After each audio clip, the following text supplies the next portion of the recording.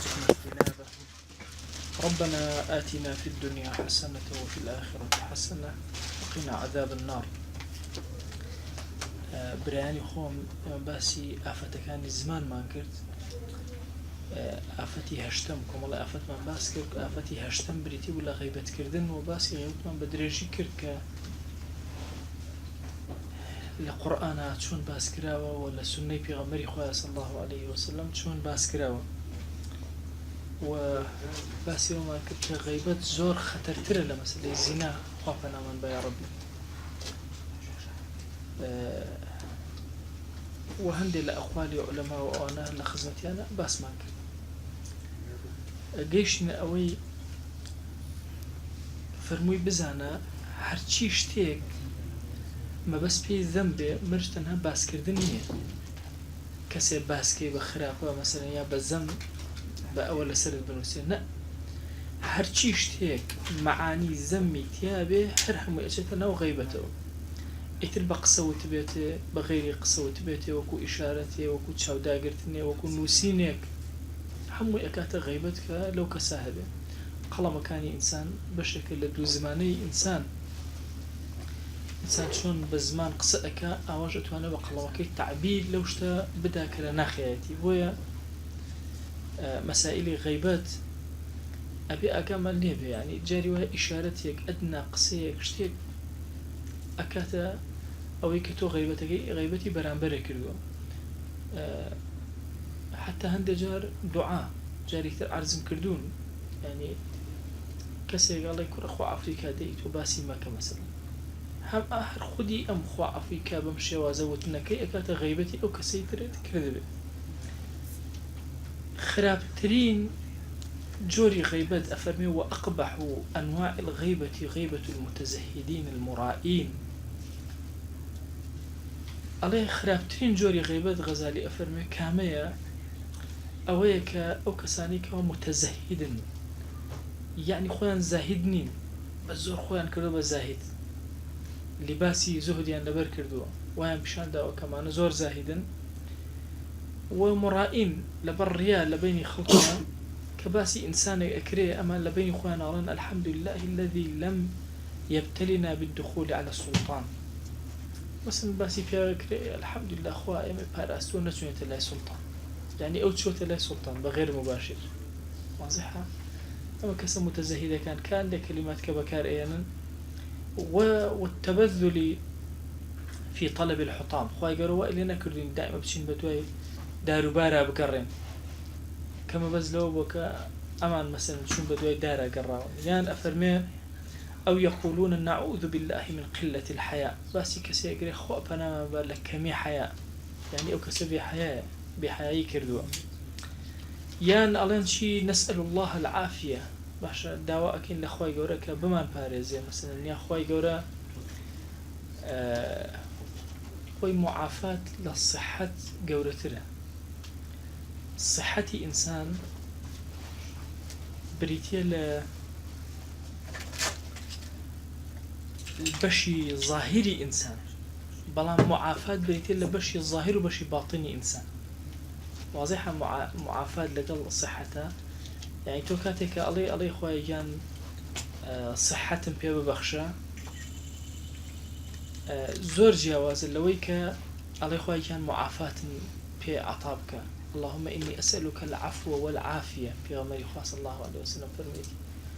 في ديني ودنياي وأهلي ومالي. أقول لي مثلا عافية، خويا عافية بيا بخشة لدين ما صحة لدين أني صحة للاشياء ماشا عافية لدينا لدنياي لأهلا مالو منالا لمالو سروتو سما لها مشتكى عافية كلمة زور جورة ترى. بويا ككبرى مثلا باسي كسر كريم جعلنا نسأل الله العافية دواء كين لأخوي جورك معافاة من في عطابك، يعني أو كسا معافاة إخوة في عطاء نكذوا. فإنهم يجمعون بين ذم المذكور ومدح أنفسهم. بو أما الزهز خرابة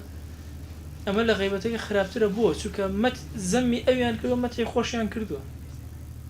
كوتوتي مثلا نسأل الله العافية، يعني إخوة مني باراسو الحمد لله نتو مثلا سلطانة كان، يعني إخوة مني باراسو هم مدح خويك يعني هاي من نسوم هم زمي برامبركش يكا بنا ويشينه هنا باباسي شينه كرده به كوابو مسائل غيبة كردن مرج نية إلا توا تصور كأبي بلي فلان كز أو إشي كردوا أو إشي كخراب أو خوي بينا خوش نخير جاري وهي غيبة كردن لو أنا أشت دروا وجورتر أبي بالدعاء أبي تغيبت وكو أو شوازيك عرزم كردن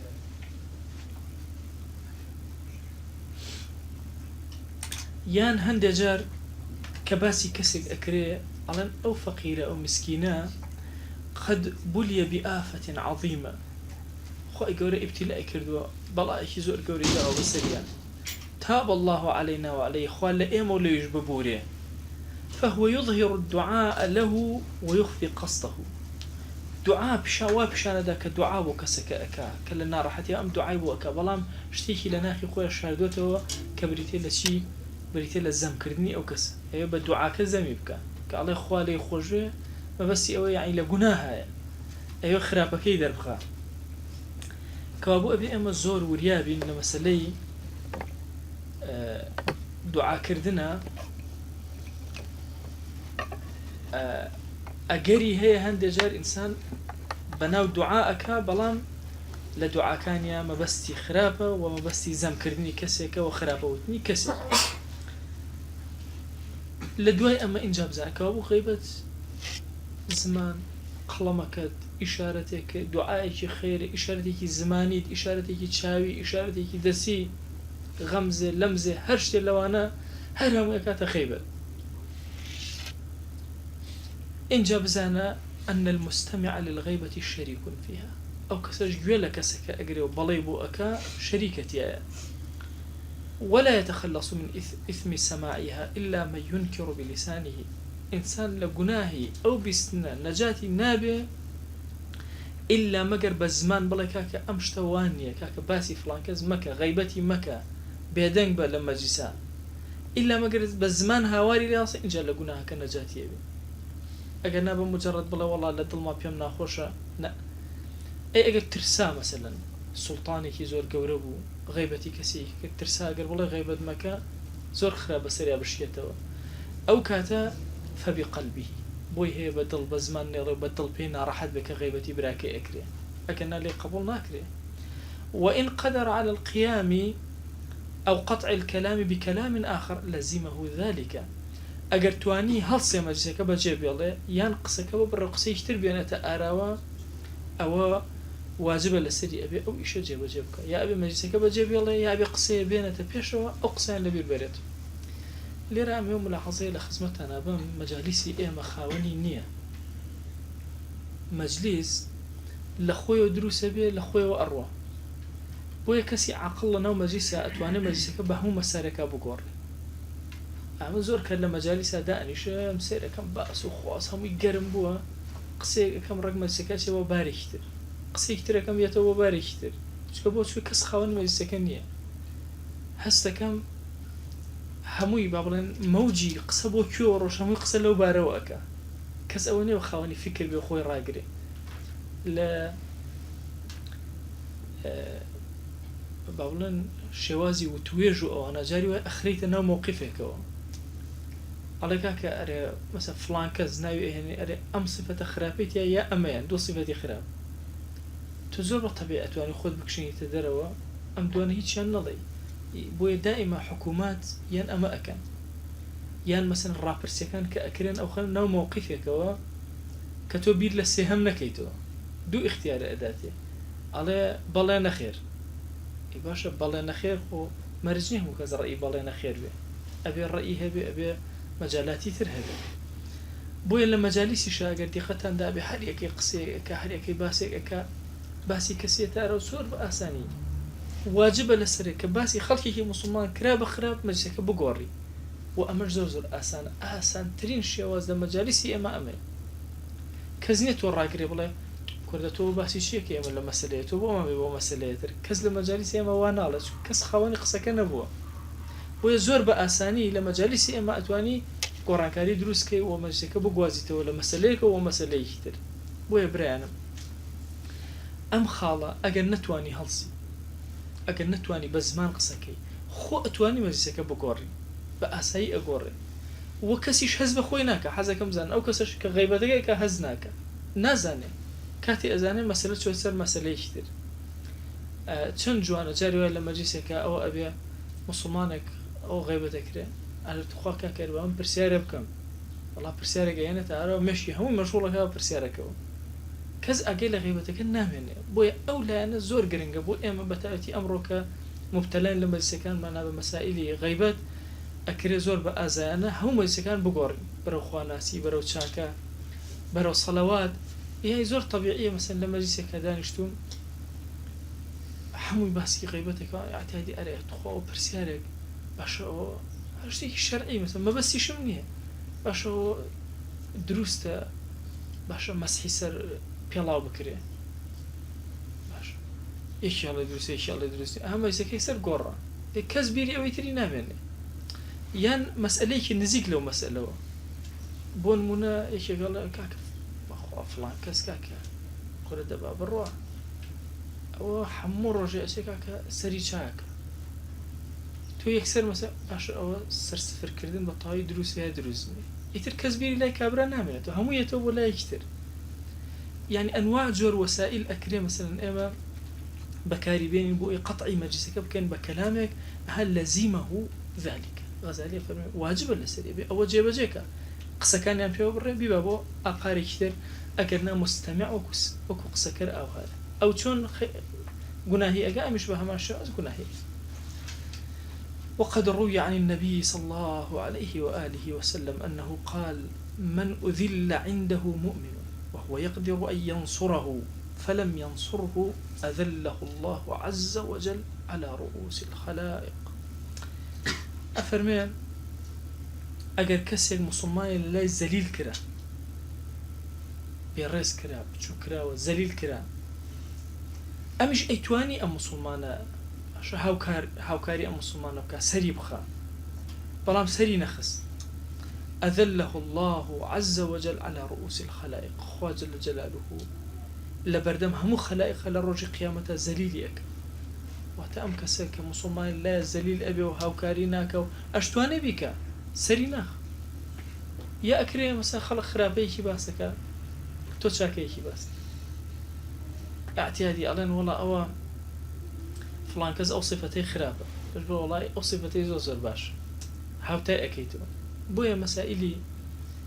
غيبت كردن وقطع كردني قصة كان وهناني بوشونيك زور كرنجا أقلنا من أذل عنده مؤمن وهو يقدر أن ينصره فلم ينصره أذله الله عز وجل على رؤوس الخلائق وصمان الله تويا زليل أكريه وتو أشتواني دفاعي لوك اللينا كي خواج الجلال زليلتك لسرسري همو خلائق كان لبردمي همو خلائق بيغمبريان صلى الله عليه وسلم أفرمي من حمى مؤمنا من منافق يعيبه بعث الله ملكا يحمي لحمه يوم القيامة من نار جهنم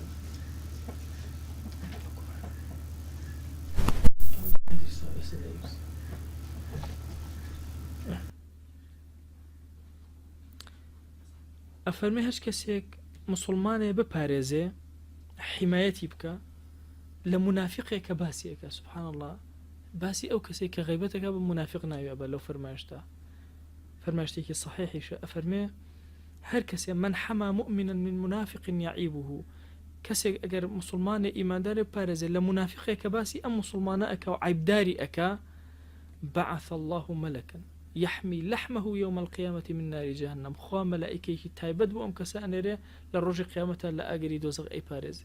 قوشتي أم كسا بأجري دوزغ ناسوتي جا چەند گرنگە مەسەن تۆ لە مەجلیسێکە بە قسەیەکی زۆر ئاسایی جملەکانی ئەم مەجلیسە هەمووی ئەگۆڕی دیفاعی لە موسڵمانەیەکی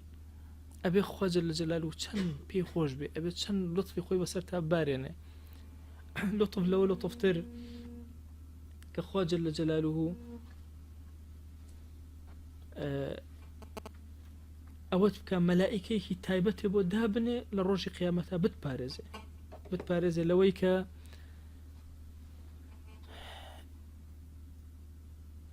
مەلائیکەیەک بە تایبە بتپارێزێ لە چی لەوەی کە گۆشتەکەی تۆ بە ئاگر بسووتی من ئەوەندەی ئەم فەرمایشتە دڵم خۆشەکە لەوەی کە دیفاع لە مسلمانێک کرد ئەوەنە ئەم ترسێنە لەوەی کە ئەڵێ من منافق یعیبوه کەوابوو ئەو کەسەی کە غیبەت ئەکا صفەتی لە صفاتی نیفاقەتی ئەبە پێ ئەم فەرمایشتەی پێغەمبەری خوا صلی الله عليه وسلم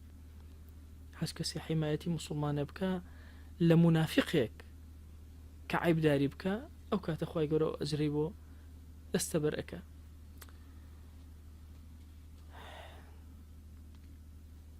کەوابوو ئەو کەسێک کە مەجلیسەکان ئەگۆڕێ بە بارێکی ترا و نیەتی ئەوەیە کە غیبەت نەکرێت ئەزانین چ ئەجرێکی دەسەکەوێ. یعنی جارێ ئەو مسلمانە لای ئەوە زەلیل کراوە نەسڕەتی مسلمان ئەدا لایە مەلائیکە دیفاع لەم ئەکا یعنی خوا زۆر لطفی لەگەڵ ئەم کەسە ئەکا بە مەرجی ئەوە دیفاع لە براکەی بکە. جا لێرە سێری مەسائلی حرمەتی مسلمان کەن چەند ڕێزی لێ گیراوە. ئەی مسلمان لەگەڵ مسلمانە نەک ئەوەی دژایەتی یەکترکە نەکەوەی ڕقی لێ بێنە کور هەر ئەوە بەحاڵ شتێک بۆنی غیبەتی لێ ناهێڵێ ڕایەگری بەحاڵ بۆنی غیبەتی لێ خۆی لێرە نییە هیچ واجبە لەسەر تۆ ئەبێ دیفاع لەو برایەت بکەی چونکە زەلیل ئەکرێت لە پەنای تۆیە بە قسە تۆ دیفاعی لێکی هەڵی ئەسێنیتەوە واجبە لەسەر مەجلیسەکە بگۆڕی بۆ شوێنێکی تر ئەم هەموو ئەجرێک کە دەسەکەوێ هەمووی لە پێناوی ئەوەی کە کەرامەتی مسلمانەکە پاراستوە. عەمری کوڕی عوتبە مەولاکەی خۆی بینی لەگەڵ پیاوێکە ئەو عەبدێکە ئازادی کردو پێوتێ مەولا وهو يقع في آخر باسي كسيكي سيهميان أكرد فقال له ويلك نزه سمعك عن استماع الخنا ويل بوتو هاوار بوتو جو كان باكر ولا بيستنيشتي بيس خنا كنا لشتي بيس كما تنزه نفسك عن القول به تأخذ زمان بارس ولا غيبتك أي بو جو أجري ده جوش ببارزة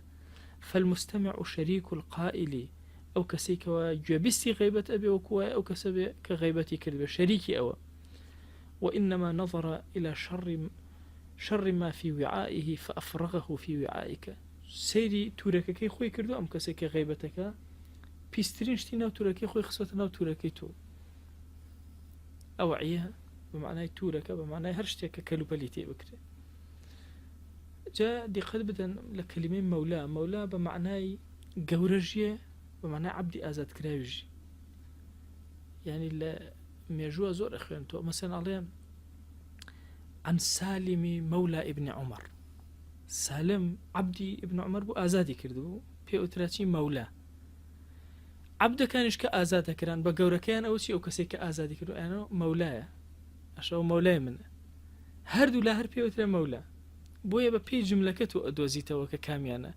ئایا ئەمەیە کە ئازادی کردووە یا ئەوەیە کە ئازاد کراوە کامیانە. لێرە عەمری کوڕە عوتبە عەبدێکی عەبدەکەی ئازاد کردووە ئەبینە سێرەکە لەگەڵ کەسێکی ترە دانیشتو و غیبەتەکەن اینجا ئەویش دێت ئامۆژگارێکی ئەکا باشە کوڕی گوێکانەوە پارێزە لە پیسی چۆن ناتوانانی تۆ غیبەتکەی زمانی خۆتە پاک کردوەوە ئەی گوێکانیشە پاکەرەوە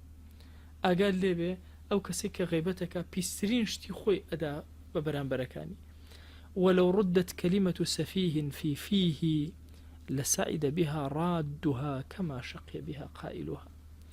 أفرمي أجر كلمي كسيكي سفيه بقراية توبوي ولو ردت كلمة سفيه في فيه بهاتها ناو زماني زور زوري بيخوش بو كما شقي بها قائلها هەرچۆن ئەو کەسێکەوە شەقیە ئێڵێت قسێکی خراپ ئەکا و دڵخۆشە ئەو کەسەشکەوە کەلیمەیەک ئەڵەو یەتەوە ناو زمانی زۆر خۆشحاڵتر ئەبێت لەوەی کەوە قسەکەی کردووە. واتە ئەگەر کەسێک بە هەڵە قسێکی کرد سەفیهە یەتە بازاڕەوە ئەڵێ کورام کتێبە کێ ئەکڕێ بە 1000 دینار دەکەس ئەڵێن ئەمە ئەیکڕن تازە پێوە بوو ئەوێ بیفرۆشە چاری نییە ئادێ باشەوە کتێبەکەم فرۆشن. ئەگەر ئەم کەلیمەیە بگەڕێتەوە ناو زمانی زۆر مەمنونە بێ دەی وەڵڵاهی جاری وهەیە ئینسان کەلیمەیەک کە بە شەقاوەت بە زمانیایەت باشە زۆر خۆشحاڵترە بێت لەم سەفیهەکە قسەکەی بچێت چونکە زەرێکی دنیایی کرد ئەو زەرێکی معنەوی قیامەتی کرد وقد وردت أحاديث في حق المسلم على المسلم تقدمت في كتاب الصحبة لكاتي رفاقته وأنا باسي أوي كردوك كم الله فرمايشتها براكان ما فيها بسرية وهي هيك لما فكان وهيكوا لغيبة أخوان باريز نو غيبة نكرت أبا بزانين بوشي خلق غيبتي يكتر أكا وبتشيش شار سري غيبتك فصل كتابتي دانا وغزالي أفرمي في بيان الأسباب الباعثة على الغيبة وذكر علاجها أو هو كارانيك وأبنه هو كارو بالنر بو إنسان غيبتك وبتشي علاج أكري أما الأسباب التي تبعث على الغيبة فكثيرة زورة يكي كان تشفي الغيظ توري الرق كلا دلي إنسان دروزو أها إنسان جاري وهي أو أنا كظلمي لي أكري أو أنا جوانك ندى دلي أتقي ماشا وكاقا حمامان هي اللي مزقوت مانا كدوتي يا رما صاوت جوان شي وتم جاربار قينا أمزاني أخوي أيدا مانا وتي والله من بيوان جاربار واجبة تي بيوان جاربار واجبة داكرة دايكي مش مراعاة بكردو وتم جاربار والله أوار ودي جاربار واجبة داكرة جنة ديتو أنا جاء سبحان الله ها أخوي يقول القرآن فرمي ويشفي صدور قوم مؤمنين أهم صما ظلمي لكرا وظلمي لكرا ودركرا وعز الدرا ودي دي دي الأخيرة لميدان الجهاد كاتك أشتنا وجهاد دشمنك خوي أبيني شر لقلاك كأي كوجي ويشفي صدور قوم مؤمنين بو تشوك حرشي قين وضلوا حكي نامي إسراحتك غيبتي أو هاي جوانيش أو هاي غيبت يشك له كاركان تشفي الغيظة أو توري لدليوانا أتبا غيبت داري أبري بويا غيبت طول السنوي بيا يترسنوك أقل وزماني خوان بيلي باشا يات شيء أكا أقري شتيكي تي أدوزته أو شتي لو أتي أو ظلمك لم كردوه بلا أم لريكي تروا أيو تشيبكا تشفي غيظي خويك بأي يجري من إنسان في حق آخر السبب يوجب غضبه شتيكي كردوه كأمي تورا كردوه فكلما هاج غضبه تشفي بغيبة صاحب السبب هر جارك و بيري أكبتو توريكي أو أبي بچي أو أبي غيبتي أكا أم هواش بيتو كويكيك له كاركان أبي زور أقامان لبي أبي بقرين مثلا تو كغيبتي كسي أكي سيريكي خوكم باشا بو غيبتي أم كسي أكم ظلميكي لي كردوي توري كردوي عادزي كردوي مشكليكي لقلتها بوا ڕاستە ئەم باسە پەیوەستیەوە باسەکەیترەوە بەڵام ئەمە سەرچاوەکەی ئەچێتەوە بۆ ئێوە لەوە چێ باشە کوڕەکە وەڵای تا نوێژێکە دەناکە خۆ ئەم مشکلی نوێژی لەسەر لەگەڵ ئەوانە بوو هیچ ئەی کێشێن لەوەڵا لە بازاڕە معاملەیان کردووە بەڵام لە چیە لە نوێژە پێی دەرەبڕێ ژنومێر جاری وا هەیە شەڕیانە بێ یان بۆ ماڵەوە سێرەکەم ژنەکە ئەڵێ چی کورماسە وەڵای نوێژی بەیانی ناکە باش ئێکاکە خۆتە شەڕەکە لەسەر نوێژی بەیانی نەبووە شد صار نايكا تقصر انك اسالك هذه شركه قصاكي ها تشفي غيظ شلون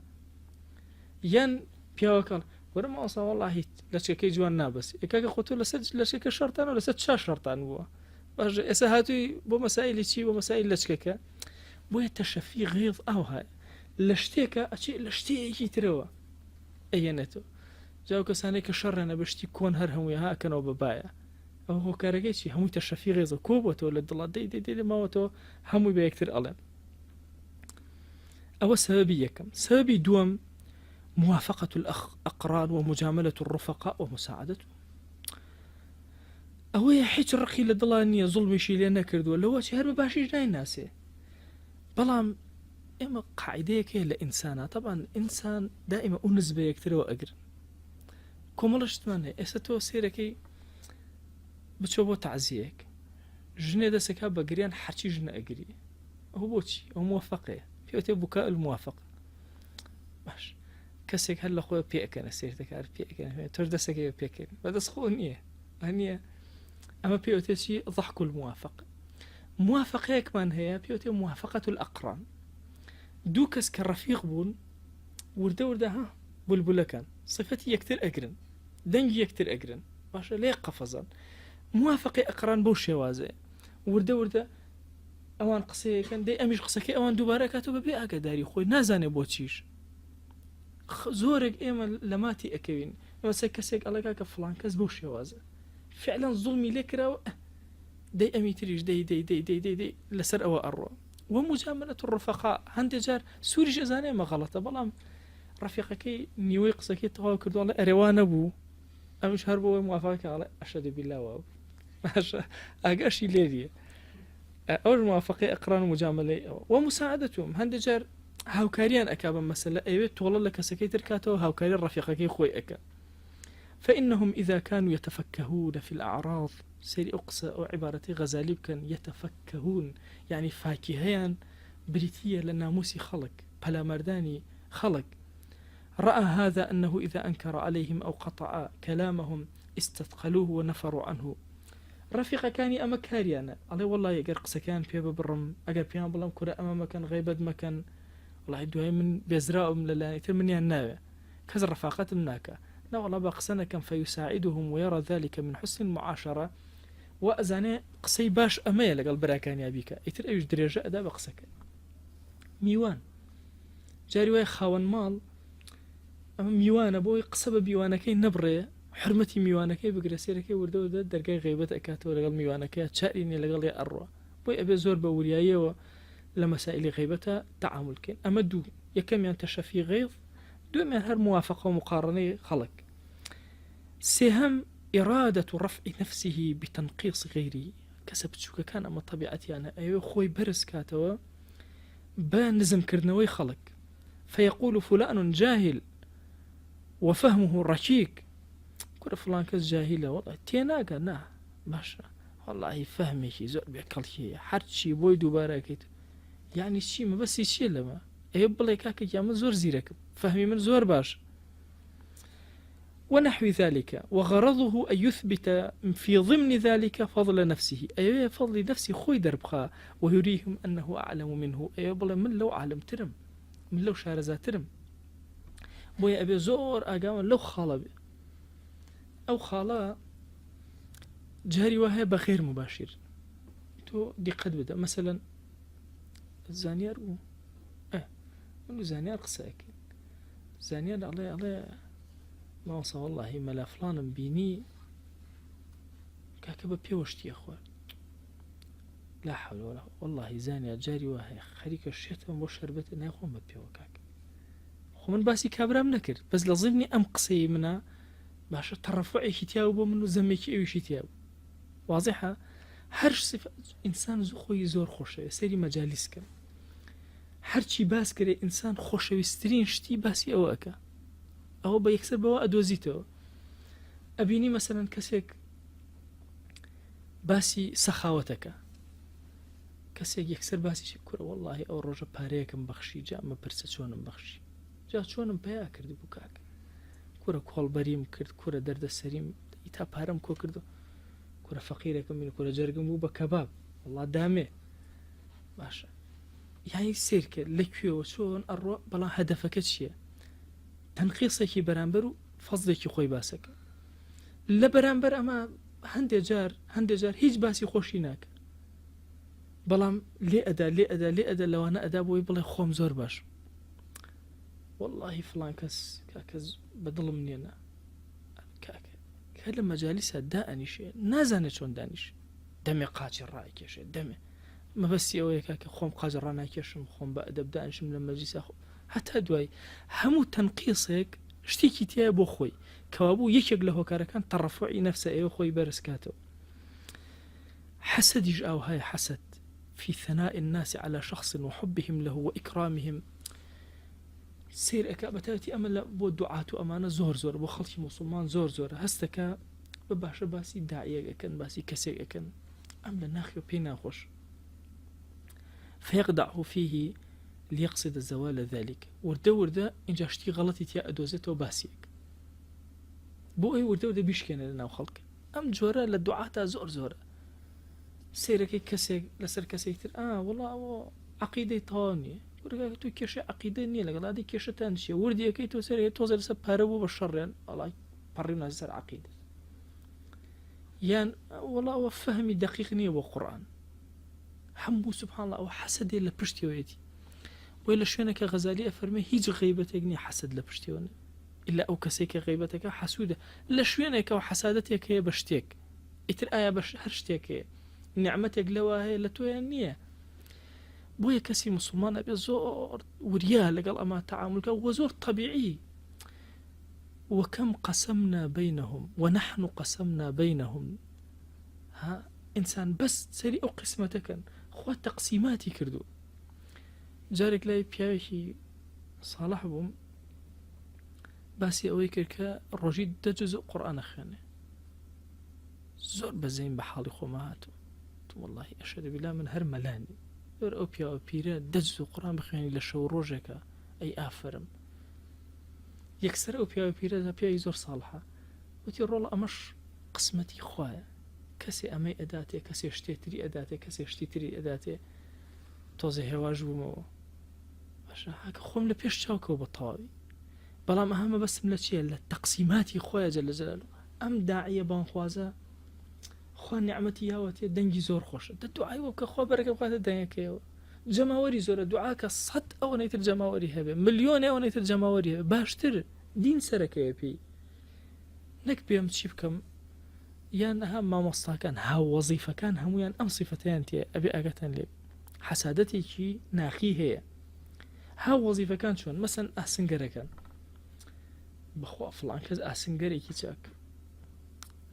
كره والله يا ورجة جيم بارديكي شاكلو بو مال خوم شو شاكم كردو كره هر سقتي كردو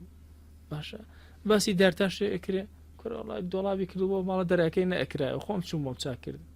هاو بيش كان همشان ما وصل لقل ما وصل فلان ما وصل والله كره كاكا هر نازل التعامل كهل سكوتي زوزو خرابه كاكا أو يعني سبحان الله هم هاو بولكان قتابي لبولك هموي أواني كمهنين لك ونزيك توشي أم حالة أبن كحسدك لناخي أنا بران بركان دروس أبي وبشتيكي تلا بران بركان داري أبر شوارمين دانا اللواني ك بال نربو إنسان بريتيل قالتا كردن صعبة كردن فيذكر غيره بما يضحك الناس به وأكاد كخلق بيب كنن أي جرته وشد أي جرته بصعبته وأي جرته أم حالة دروس أبي حتى أن بعض الناس يكون كسبه من هذا عندي كاس أصلا بحكايات وأوانو باسكتني خلق باري خوي ومعيشتي خوي بياك بويا برز كان أم تشوارا مان ك لو أتو بعت فلان كاسي شل ما على أو أبي أخو يكسر بجورك للعب وأوانو بهزلك يان شتي كسيك أجرته وشتك عيبيك لكسيك كأجرته بشوازي كوا يخلق بيبكنه صادق نية لشتكى شكو عرزم كردن أو هم باسكر أحكامي هزلوا صعبة كردن أنا باسكر كبيغمبر كان صلى الله عليه وسلم شوني بكاري أنا بس أما يبقى معناه ياري كردن يا لنا ياري كردن وقصي صعبة وأنا لسكا بغيبة كردن باسكرني خلق هم باعثة كان أم شواردان خطرترين يعني كغيبتي زور أبيت بريتي لمسائل حسدك شو كحسدك وأكا زور غيبتي برام بركتك والله برام توردي قد بدن تولى قلب برايك خوتا ماشا سيركي خوي قول نعمتي كي بيدها ولا اشتيك الا تو زياتر تو خوت هزناك لسر ام نعمته تو شري لقلاكي بلام سيركي او نعمته جواني بسروي او تونيته تو أشي لشتيكي ترى رخني لي أجري لشتيكي ترى كعيب دار عيبكاني باس أكي كل سببك وعيبني كباسي أكي إلا سببك بريتي لشي لولا نيتر أبي بقري بدوايا لناخي خوتا زاني لكوا تولى قل أم كساتي جيراوي لكوا حسادة يبرا أيوب بكوجيني تو لو أشي كسكات توصل لتو دولة بنترة حسادتي في أبي علمي زياترة حسادتي في أبي شهرتي زياترة حسادتي في أبي نقص زانترة خلق زياتر جوي لي أجري خوا زورتر من علي بي عطاءك كاسبيكي باشترى خوتوني لنا وخلق أبون منو كاك زانيار كاسبيكي سيركم أو كاك كاسبيكي زور باش من لا بيوم الله غيبتي بكم وبلم كاك والله كاسبيكي زور باش كاك من هيج نافرش أو 100,000 فروش يا خلق عيبناكي شاول مالي خلق داوشي يا أخو كس هناك نايم أما باسكن بلام كيشكي من أمية بەڵام یە مەڵام خوا کاکی ئەو زانێ نازانە بچێ بڕێەوە چۆن نازانێ بچێ بڕ کاکە نازانێ ئەی هاوار ئاخ ڕۆشتن بڕێەوە کاکە تۆ نابێ ڕێک و پێک بە تەرتی بڕێ ئەخە هیچ ئایبی نیە مشکلێ نییە ئللا عیبێکە دۆزێتەوە لە ڕۆشتنێکی زۆر طبیعیە شتێک یعنی شتێک هەر ئەدۆزێتەوە بۆی باسێکی ئەو کەسە بکە و دەمێکی ئەو کەسە بکە خۆی گەورە پەنامان بە کات چەندێکمان ماوە چکە عیلاجەکەمان ماوە مادام عیلاجەکە غیبەت ویستی ئەمە دوو محاضرە باسی غیبەتە خوا پەنامان بە لە غیبەت بۆ خاتی ناو جوانەکانی خۆی خۆی داوا لێ ئەکەین بە ناوی جوانە بە صفەتی بەرزە بە ئیسمە عەظەمەت خوایەکیان لە گوناهەکانمان ببورە دەرگاکانی خێر بەسەرمانە واڵاکە یا رب العالمین یا ربی خۆی زمانمان پاک کەرەوە دڵەکانمان پاک کەرەوە ڕۆحمان پاک کەرەوە یا ئەکرەم الئەکرەمین یا ربی خۆی گیان غیبەتی هەر کەسێکمان کردو عەفوی کە هەر کەس غیبەتی کردن خۆی عەفوی کە یا ربی خۆی گیان بەزەی بەسەر ئەم مەجلیسەمانە ببارێنە ئەم کەلیماتانەمان لێ قبوڵ کە خۆی گیان ئەم کەلیماتانەمان لێ قبوڵ کە خۆی گیان ئەم کەلیماتانەمان لێ قبوڵ کە خۆی گیان ئەم کاتەمان بە تاعەت و عەبدایەتێکی زۆر گەورە بۆ بنووسە سەرفرازی ئەم دنیا و دنیامان کە خۆی سەرفرازی ئەم دنیا و دنیامان کە خۆی گیان بۆ خاتی گەوری خۆ لە گوناهی دایک و باوکمان ببورە لە گوناهی برا خوشەکانمان ببورە لە گوناهی خزم و کەسوکارمان ببورە لە گوناهی ڕەفیق و هاوڵ و دۆستانمان ببورە لە گوناهی خێزان و مناڵەکانمان ببورە لە گوناهی دراوسەکانمان ببورە تو گەورەی خۆت خۆیە ئەم ئومەتە زمانەکانی بە غیبەت یا ربی خۆیە ڕەش بووە خۆیە هانا بۆ تۆ ئەهێنین زمانمان پاککەرەوە دڵمان لە ئاسیەکە پاککەرەوە حەسادەت لە بینمانە مەهێڵە تەکەبور لە بینمانە مەهێڵە خوایان ئاراممان کەرەوە لەگەڵ دینەکەی خۆتە یا رب العالمین خۆی دڵمان خۆشکە بە دینەکەت یا ئەکرەم الئەکرەمین خۆیە هاوکاریمان کە پەروەردگارە کۆمەکمان کە یا رب العالمین بتوانین جوانترین عەبدایەتی بۆ تۆ بەرزکەینەوە جوانترین شکری تۆکەین یا رب العالمین خۆی گیان ئەخلاقەکانمان بەرزکە خۆی گیان ئەخلاقەکانمان بەرزکە خۆی گیان ئەخلاقەکانمان بەرزکە